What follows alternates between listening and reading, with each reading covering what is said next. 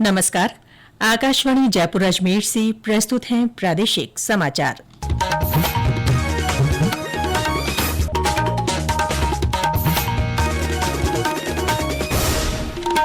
मुख्य समाचार।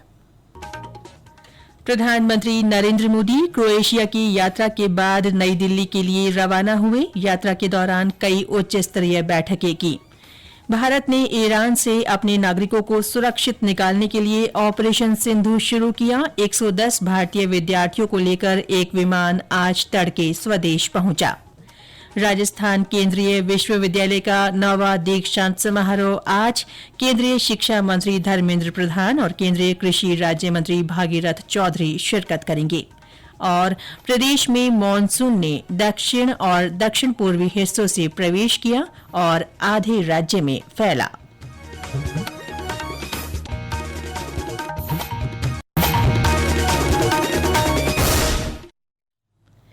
समाचारों के साथ मैं रितिका गुप्ता। और अब समाचार विस्तार से। प्रधानमंत्री नरेंद्र मोदी क्रोएशिया की यात्रा के बाद नई दिल्ली के लिए रवाना हो गए हैं। श्री मोदी की इस यात्रा के दौरान कई उच्च स्तरीय बैठकें हुई। प्रधानमंत्री मोदी ने कल बांसकी वोरी में क्रोएशिया के प्रधानमंत्री आंद्रेज प्लेंकोविच के साथ प्रतिनिधिमंडल स्तर की वार्ता की। दोनों नेताओं ने संयुक्त प्रेस वक्तव्य जारी किया। इसमें वैश्विक शांति, लोकतांत्रिक मूल्यों तथा व्यापार, प्रौद्योगिकी और संस्कृति के क्षेत्र में सहयोग बढ़ाने की प्रतिबद्धता पर बल दिया गया। प्रधानमंत्री ने आतंकवाद की निंदा करते हुए इसे मानवता का दुश्मन बताया। उन्होंने 22 अप्रैल को पहलगाम आतंकी हमले के बाद भारत के प्रति एकजुटता और समर्थन के लिए क्रोएशिया के नेताओं और जनता को हार्दिक धन्यवाद दिया।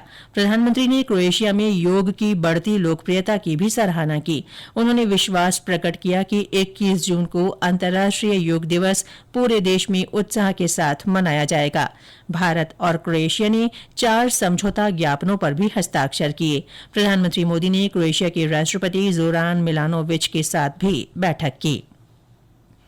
उत्तरी ईरान से निकाले गए 110 भारतीय विद्यार्थियों को लेकर एक विमान आज तड़के नई दिल्ली पहुंचा।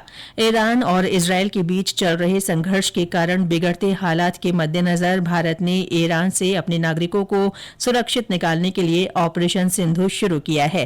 पहले कदम के तहत तेहरान स्थित भारतीय दूतावास ने 17 जून को उत्तरी ईरान से 110 भारतीय विद्यार्थियों को निकाला और उन्हें सुरक्षित आर्मीनिया पहुंचने में मदद की। ये लोग आर्मीनिया की राजधानी येरेवन से विशेष विमान से आज सुबह नई दिल्ली पहुंचे। ईरान में भारतीय नागरिकों को सलाह दी गई है कि वे तेहरान में भारतीय दूतावास के आपातकालीन हेल्पलाइन और नई दिल्ली में विदेश मंत्रालय द्वारा स्थापित 24 घंटे के नियंत्रण कक्ष के माध्यम से संपर्क में रहें। अंतर्राष्ट्रीय योग दिवस काउंटडाउन के तहत प्रदेश भर में योगाभ्यास कार्यक्रम आयोजित किए जा रहे हैं। शिविर लगाकर लोगों को स्वस्थ रहने के लिए योग को अपनाने की सलाह दी जा रही है। इसी कड़ी में आज भरतपुर के विश्व शास्त्री पार्क में एक पृथ्वी एक स्वास्थ्य थीम को लेकर योगाभ्यास किया गया। योग प्रशिक्षकों ने लोगों को विभिन्न योग क्रियाएं कराई। जोधपुर के मेहरानगढ़, मंडोर उद्यान और सम्राट अशोक उद्यान में भी नियमित योगाभ्यास कार्यक्रम आयोजित हो रहे हैं।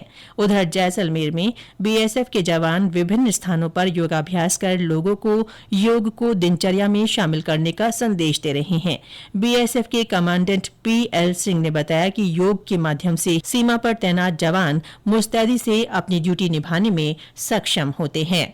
बीएसएफ देश की फर्स्ट लाइन ऑफ डिफेंस के रूप में जानी जाती है। सीमा पर बहुत से भौगोलिक परिस्थितियां, क्लाइमेटिक कंडीशंस और हालात जो है वो हर जगह डिफरेंट है। कहीं पर जैसे यहाँ पर थार के डेजर्ट में हम 50 डिग्री 55 डिग्री टेम्परेचर जाने पर भी काम करना पड़ता है। इसके अलावा कहीं दूसरी जगह जैसे कश्मीर में -डिग्री में भी टेम्परेचर में काम करना पड़ता है। तो उसके लिए एक जवान को फिट रखने के लिए योग जो है बहुत ही अहम रोल निभाता है। योग करने से जवान फिजिकली और मेंटली फिट होता है, उसका संतुलन बढ़ा रहता है। और अगर किसी भी तरह से मेंटली अगर जवान को स्ट्रेस है तो वो भी बिल्कुल उसका भी स्ट्रेस लेवल भी कम हो जाता है और हम अपनी ड्यूटी करने के लिए बिल्कुल तैयार रहते हैं।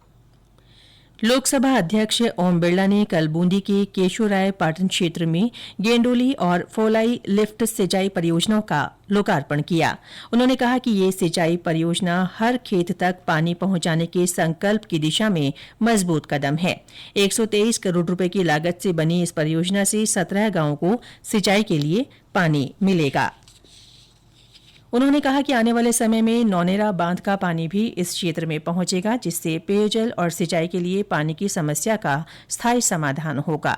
लोकसभा अध्यक्ष ने खटकड़ ग्राम पंचायत में सामुदायिक स्वास्थ्य केंद्र का लोकार्पण भी किया। उन्होंने कहा कि 30 बेड के इस केंद्र के बनने से लोगों को जल्द और सुलभ चिकित्सा सुविधाएं मिल सकेंगी।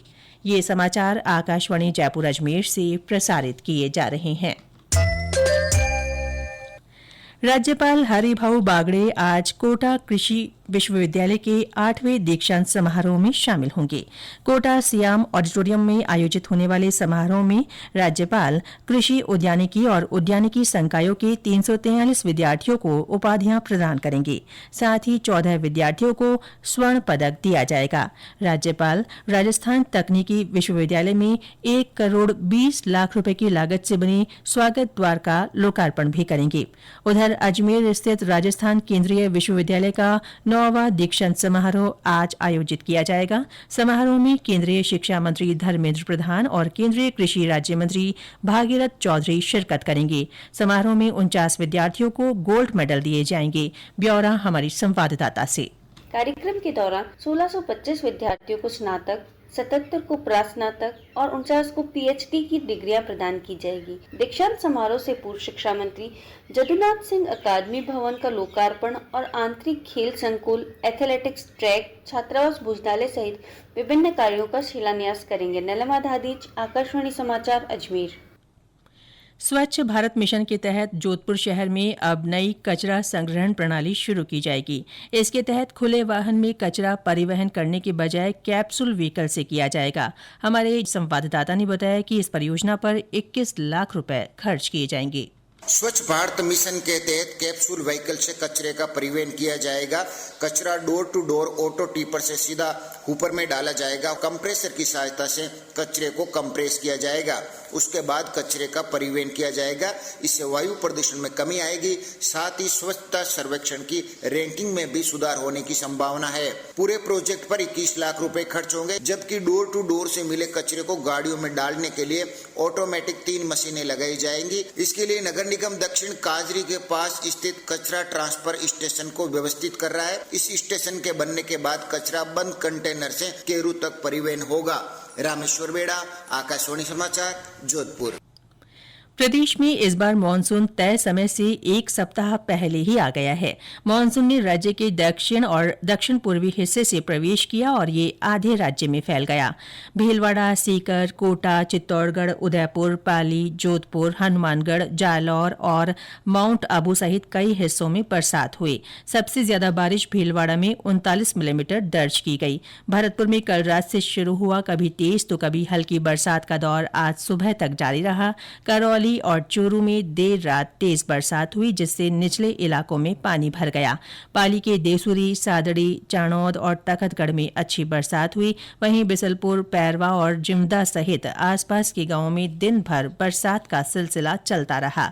भीलवाड़ा के सहाड़ा, गंगापुर, करोड़ा, मांडलगढ़ और बिजूलिया क्षेत्र में कई स्थानों पर जमकर पानी बरसा।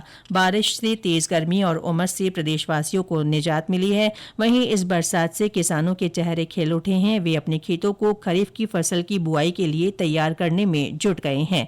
मौसम विभाग ने आज दक्षिण पूर्वी इलाकों में हल्की से मध्यम बरसात की संभावना व्यक्त की है। मौसम केंद्र जयपुर के निदेशक राधेश्याम शर्मा ने बताया कि 2 दिनों तक पूर्वी राजस्थान में मानसून की सक्रियता बनी रहेगी। उदयपुर, कोटा संभाग के सभी भागों में, जबकि जोधपुर, अजमेर, जयपुर और भरतपुर संभाग के भी कुछ भागों में मानसून का प्रवेश हो चुका है। एक लो प्रेशर एरिया भी मध्य राजस्थान के क्षेत्रों के ऊपर बना हुआ है और इसके असर से 2 दिनों के दौरान खासकर पूर्वी राजस्थान में मानसून की सक्रियता बनी रहेगी।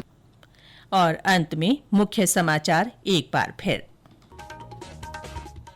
प्रधानमंत्री नरेंद्र मोदी क्रोएशिया की यात्रा के बाद नई दिल्ली के लिए रवाना हुए। यात्रा के दौरान कई उच्च स्तरीय बैठकें की।